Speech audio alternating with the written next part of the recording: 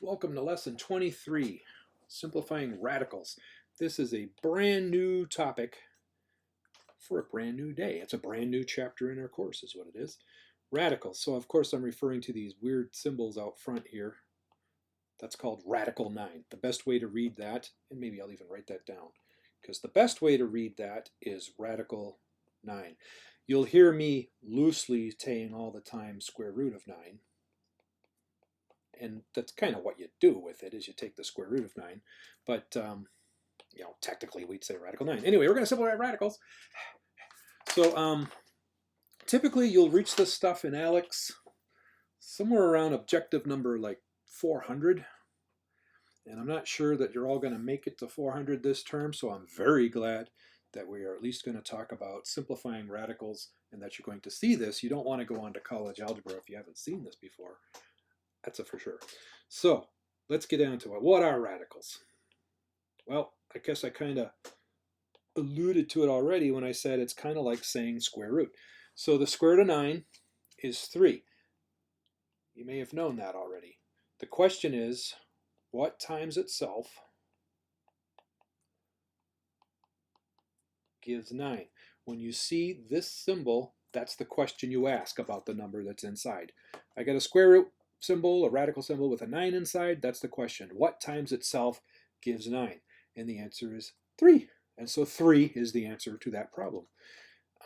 What's all this stuff I got covered up? That. So this, I wanted to show you this because it's just another way of looking at it, really. If you think of the 9 as a 3 times a 3, because it is, notice that when you have a pair of 3's inside the radical, you're able to sort of release a 3 to the outside world, so to speak. So it's just a cute way of thinking about it. So if you have a pair inside of this, the pair comes out. It's free. It's no longer in the radical. There's no radical anywhere anymore. Root of 3 times 3 is just 3. Of course, it's exactly equivalent to what I was saying earlier. 3 times itself is 9. Therefore, square root of 9 is 3. So those are called square root radicals. And I have just this one other kind of radical. I might as well just get it out of the way right away. See that little 3 there that's kind of on the shelf? And by the way, it is important that it be a little number on the shelf. It has to be a little number. It has to be on the shelf. You don't want to write this if what you mean is this, okay? This says 3 times the square root of 8.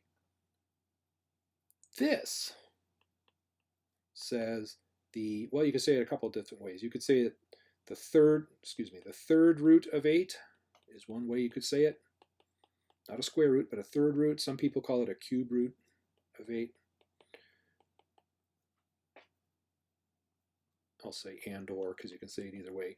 Cube root of 8. And the question here is, what times itself 3 times? What times itself 3 times gives us 8. So if you see this symbol, this cube root symbol, the 3 is very small, it's on the shelf and everything, right?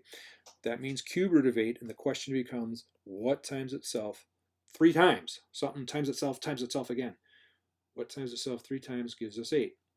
And I guess I got the answer there. That might make it a little easier, but in this case, it's a 2, because if you were to multiply 2 times 2 times 2, you would get 8. 2 times 2 is 4, times 2 again is 8.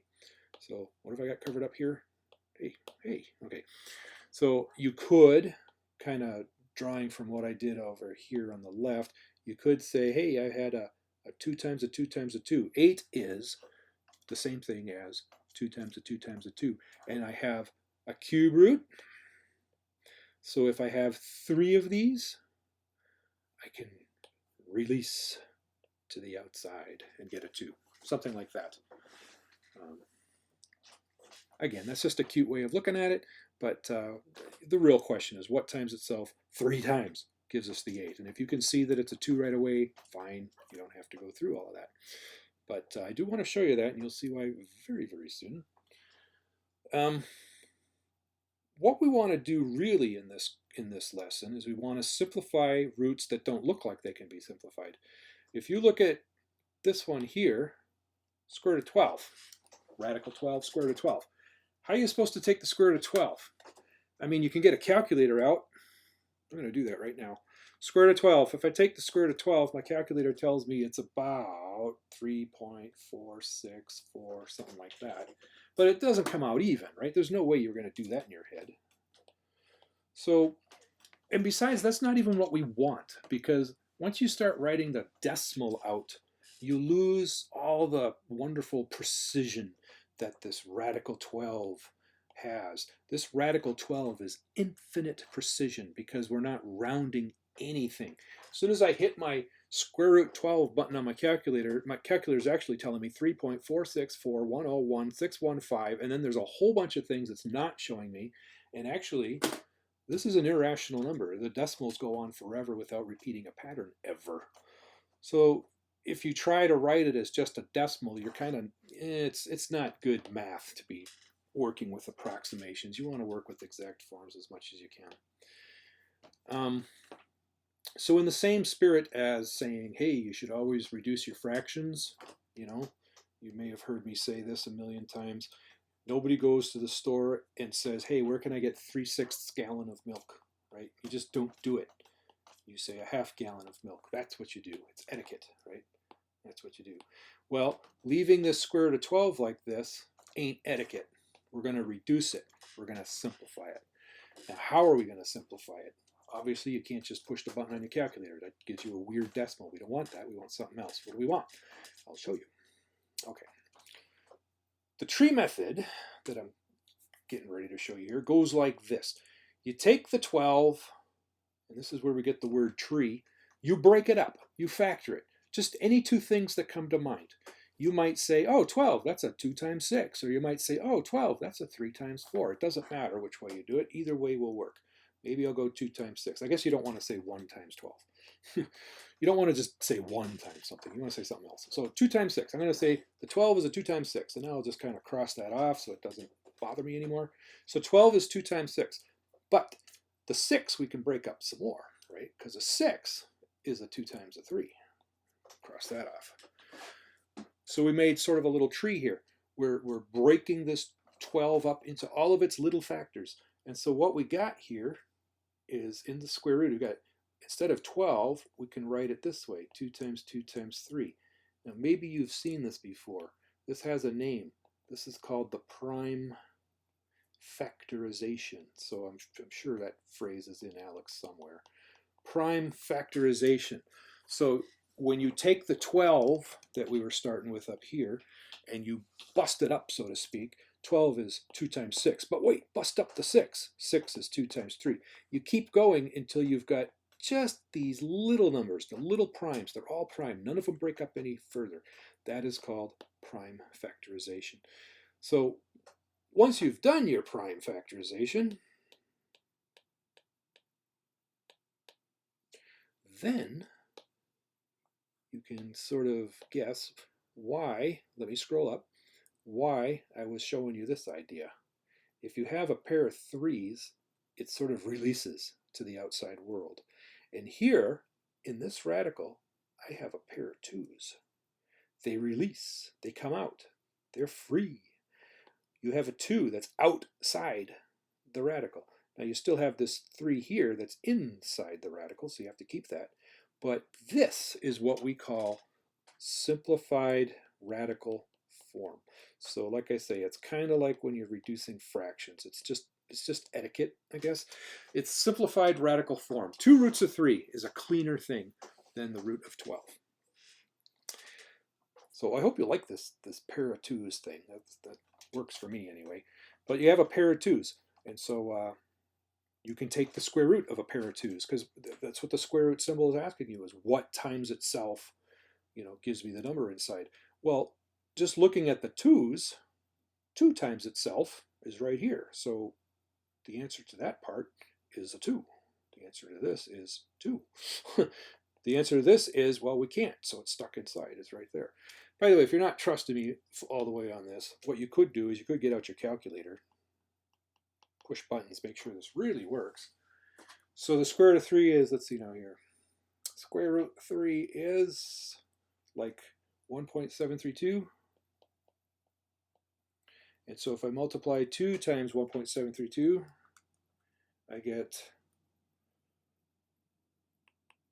3.464 roughly.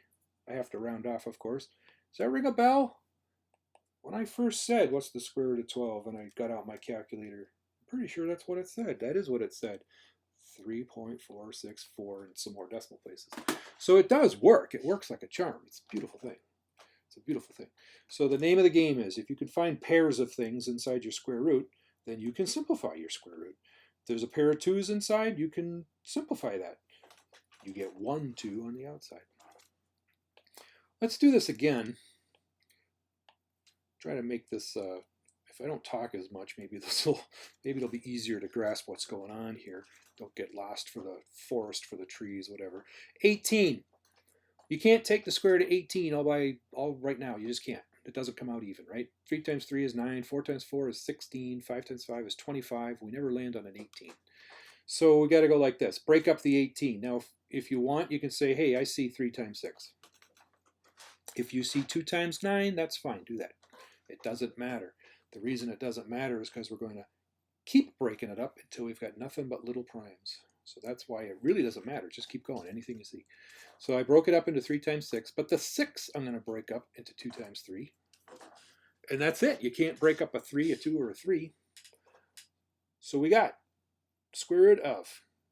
Usually when we do this prime factorization, we put the smaller numbers and all the 2's, and there's no more 2's. So now we start putting all the 3's, and if there were any 5's, we do those next, and if there were any 7's, we do those next, and so on. You kind of go in order like that. So we got 2 times a 3 times a 3. Do we have a pair? We got a pair. Release the Kraken, or at least release the 3. So the 3 comes out. 2 stays inside. It's 3 radical 2. Square root of 18, that's what we started with, is 3 radical 2. I hope you're starting to like this game. I like this. I see it as just a fun little crossword puzzle-y kind of thing. Let's try this 20. So you break up the 20. The 20 doesn't work, evenly. There's nothing you can times it by itself to get 20. So you got to break up the 20 and see if you can find a pair of anythings, a pair of somethings. And you can break up the 20 any way you see. First thing I see is a 2 times 10, so I'm going to do it that way. So I'm no longer looking at a 20, I'm looking at a 2 times 10. The 2 I cannot break up anymore. The 10 I can break up again. I can break a 10 up into a 2 times 5. And then sometimes people like to circle these. I can't break up the 2, I can't break up the 2, I can't break up the 5. If you like to circle them, that's fine if it helps you keep track. What we've got in effect here is a square root of 2 times 2 times 5, right? Make sure you get all of these. A 2 times a 2 times a 5. We've got a pair. A pair of 2's inside means you can release a 2 to the outside. For some reason, all of a sudden I'm thinking of, how's that go? Red rover. Yeah, that's it. So if you got a pair of 2's, you can do a red rover thing. Red rover, send a 2 outside. Okay, I'll send a 2 outside. The 5 is still inside. 2 radical 5. If you have the least doubt in your mind, the easiest way to check your homework on this stuff is to get out your calculator and just check. The square root of 20 is what as a decimal? It's 4 point whatever the heck it is. And then take your calculator and say, well, what's 2 times the square root of 5? And you'll see that it's 4 times 4 point whatever the heck it is. Right? It's 4 times 4 point something. Okay, so this is the basic game that I want to show you today. I've kind of showed you as how square roots go. So there's 3 more examples here, and what I'd love you to do is pause and try them yourself. Pause, try them yourself, and if you want, you can even just play them back one at a time, right? So try the first one, see if that's right by playing the tape a little. Try the second one, see if that's right. Try the third one, see if that's right. So I'm just going to go to town on these right now. The 24. Well, whatever you see. I see a 3 times 8. I don't know if you saw 3 times 8. You might have saw something else. Seen something else? Anyway, 3 times 8. I'm going to go with that. You can go with anything because, again, what makes it work is we're going to keep going. until we have nothing left but little old primes. So if you keep going, we will get to the same endpoint. So notice what I got left. I got a 2 here, a 2 here, a 2 here, and a 3 here. So I've got square root. I got a 2, I got another 2, I got another 2, and I got a 3. Now, since it's a square root radical, we're just looking for pairs. This pair of 2's will give me a 2 in front. Maybe I'll write it here. This 2 is stuck with the 3. They're stuck inside. 2 times 3 is 6. Put it back together as a 6. And there's your answer, 2 radical 6. Okay. So if you've got pairs, pairs can release something to the outside, and whatever's left over inside you have to recombine, in this case, to a 6. Hope you liked that one. Let's look at the 27. I think you kind of have to see a 3 times 9, don't you? I don't know what else it would be. So the 27 is a 3 times 9. The 9 is a 3 times 3. And so notice we've got a square root of, we got 3 3's. We got that one, we got that one, we got that one. 3 3's. Now the pair of those will release a kraken, so to speak. Red Rover send a 3 out. So a pair of 3's gives you 1 3 outside, because the square root of 3 times 3 is 3. And then we still got that 3 left inside, actually. And so there's your simplest radical form. Radical 48, what do you see? Do you see a 4 times 12? That's what I saw first. But notice the 4 and the 12 both keep breaking up. Okay, the 2's I can't break up any further, so I guess I could circle those. Now the 12 I can break up as a 3 times a 4 if I want. The 3 doesn't break up, but the 4 does. Breaks up as a pair of 2's. Wow, a lot of breaking up on that one. So I got a square root of. Take all your 2's. How many we got? We got 1, 2, 3, 4 of them. And then we got the 3 left inside. Make sure you get all these little apples or whatever hanging on the tree branches. Now to simplify, every pair gives you something out front. So a pair of 2's gives me a 2 out front. Here's another pair of 2's that gives me another 2 out front. And then times the 3 is stuck in there forever, right? Because you can't take a square root of just 3. It doesn't work. So we got a 2 released twice. We got a 2 and then another 2. And so really what we've got is a 4 times a radical 3. Pretty slick, huh? Now with these examples, these 6 examples, I'm pretty sure you've seen all the main things that can happen. You know, sometimes, we'll see if we see anything else. Those are 6 really good examples, I think. There's a page 2 to this, though. First thing I want to do is I want to get you happy with bigger numbers. I know what happens when you get these bigger numbers is you kind of go, come on, man, that's going to be hard. I don't want to do that. Be reasonable. Don't give me these things. But it's like, actually, I want to try to show you that this isn't as bad as it looks. It really isn't. But I'll make a suggestion, maybe in blue. Suggestion, when the numbers are big, start small. Start with 2. Do the divide by 2 if you can. Over and over and over and over and over. When you can't do 2,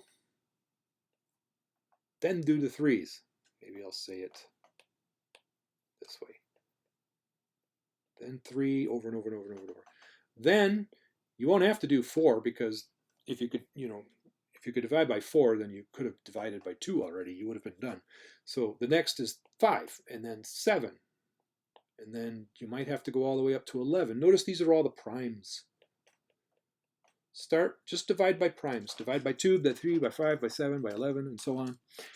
So like the 72. I'm just going to say, hey, divide by 2. Now if you think back to the opening weeks of the course, remember all that stuff, all that time I was spending on short division and divisibility tests?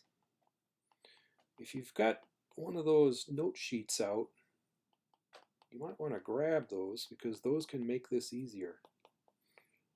So, like, how do I know I can divide by 2? Because it's an even number, right? It ends in a 0, 2, 4, 6, 8. So I know I can divide by 2. So I go 2 into 7 goes 3 times. This is the short division I'm doing, right? 2 into 7 goes 3 times, but that leaves you 1 left. So you're actually looking at a 12 next. And 2 goes into 12. 6 times. Okay, so it's a combination of short division and divisibility test. And then you look at the 36, and well, you might see already, hey, that's a pair of 6s. And if you do, you can take a nice shortcut. But I'm going to pretend I didn't see that. And we'll get the same answer in the end. I'm going to say, okay, I can keep dividing by 2. So I'm going to divide 36 by 2. 2 goes into 3 once with 1 left. 2 into 16, 8 times. Okay, I can divide by 2 again, and I get 2 times 9. So notice that 2 is done, that 2 is done, that 2 is done, and then the 9 is going to give you a pair of 3s. And so here's our prime factor, or yeah, our prime factorization. 72 is the same as 2 times 2 times 2 times 3 times 3. Notice if you sort of discipline yourself to go do all the 2's first and then do the 3's, you'll be able to read kind of left to right and say, oh, that's got a 2, I got a 2, I got another 2. You can just put them all in there. I got a pair of 3's, you can just put them right in there. So that's kind of a nice side effect of that too. But the thing we do now, maybe instead of circling, I'll just go like this. There's a pair of 2's, and there's a pair of 3's. What's that going to give me? It's going to give me, the first pair of 2's is going to give me a 2 outside. The pair of 3's is going to give me a 3 outside. And then I still have this 2 left inside. And so 2 times 3 is 6. Multiply those together. Leave the 2 inside. You get 6 radical 2. 6 radical 2. So it's just, the game's a little longer, yes, but it's not bad. You keep dividing by 2, keep dividing by 2, then keep dividing by 3, and so on. Sometimes you get up to 5. Sometimes you have to do 7. You might have to do 11 someday. I'm not sure. But start small. 96, start small. I know I can divide by 2 because it's even. So 2 times, let's see now here. 2 goes into 9, 4 times is 8, with 1 left. So I'd be looking at 2 into 16, 8 times. Cool. Okay, done with the 96. I'm done with the 2. 48, break it up. Well, a 2 again. 2 times a 24. Oh my gosh, I think we're going to get a bunch of 2's. Hey, you. Going to get a bunch of 2's. 24, break it up. Well, it's a 2 times a 12, right? There's another 2. 12, well, it's a 2 times a 6. There's another 2. 6, well, it's a 2 times a 3. There's another 2, right? And a 3. So what do we got here? We got 1, 2, 3, 4, 5 2's. 1, 2, 3, 4, 5 2's. And then this 3, don't forget the 3. Okay, and now start pairing off. So I've got a pair of 2's here, pair of 2's here. I got a leftover 2 and a leftover 3. So out front, whoops. So out front, these give me a 2, these give me a 2, and then inside we still have a 2 times 3, which is, you might as well call it a 6. In fact, the 2 times 2 out front, you might as well call it 4. So it's 4 radical 6. I do hope you're starting to get the hang of this and enjoy it even. I bet you're even smiling. You know, if you smile, it helps you learn. Do you know that? And it doesn't even have to be a real smile. It could be a fake smile. I was reading this thing. You fake smile. You just force your face into a smile and it will release endorphins anyway, which help learning. That's really cool. Okay. So 294, big number. It's like, can't we just go home? No, it's not that big, really. You just divide it by 2 a bunch of times. How do I know I can divide by 2? Because it's an even number, right? I'm using my divisibility test for 2. And right now I'm using my short division. 2 goes into 2 once, especially if I have a pencil. Yep, 2 goes into 2 once, none left. 2 goes into 9, 4 times is 8. So I have 1 left. I'm looking at a 14, 2 into 14, 7 times. So there, I broke up the 294. I got a 2. And actually, I'm not going to be able to divide by 2 anymore, right, because it's a 7. But I know I can divide by 3. And now ask yourself, how do I know that? Do you remember the divisibility tests? Do you remember the divisibility test for 3? Well, if you had gone back and grabbed your notes, you'd certainly have it. It's the idea that, maybe I'll do this in a different color. It's the idea that 1 plus 4 plus 7 equals 12. And if you get a number, a smaller number, if you get a number that you can divide by 3, then you know that that can be divided by 3 as well. That's the division test for 3. That's one of my favorites, my very favorites, because I use it so often. So 3 will go into that, so we might as well just kind of do it.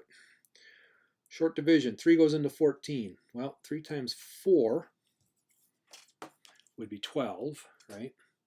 You'd have a 2 left over, so you'd be thinking of 27. 3 goes into 27. 3 times 9 is 27, right? Yep. And wow, look at that. Look what we got there. We got a 49. See, once you start breaking things up, nice things start to happen because the numbers have to get smaller and smaller, and they get smaller quick. And the 49, I think I'm going to assume that you saw that it's a 7 times a 7. And so really, we're done breaking this one up because those are all primes, right? I broke that up, yep, that's it. So inside this square root, I got a 2, I got a 3, I got a 7, I got another 7. So this is my pair of 7s. Release Red Rover's 7 thing. I got to come up with a real way to say that. Red Rover, send a 7 right over. Something like that. Because there's 2 of them, you can do that. Send a 7 right over. Now, it's a little mysterious why 2 7s become 1 7, unless you somehow work the square root into it. Red Rover, take the square root of those 2 7s and give me 1. Anyway, a pair gets you a 7 out front. And then 2 times 3 is a, put it back together, it's a 6 inside. And that's how you play the Simplify Radicals game. Except there's one more thing I should show you. Not that, but this. And that's, let's talk about cube roots. What's going to make cube roots different? And I would love to have had some more space right there. But what makes cube roots different is you need sets of 3 to release the Red Rover thing. I don't know how you want to phrase that. You probably don't want to phrase it that way, but you know what I'm trying to say, right? You need sets of 3, that's the big thing, in order to take something out. Because remember back to the first page, I'm going to erase this in a second so I wouldn't write this down.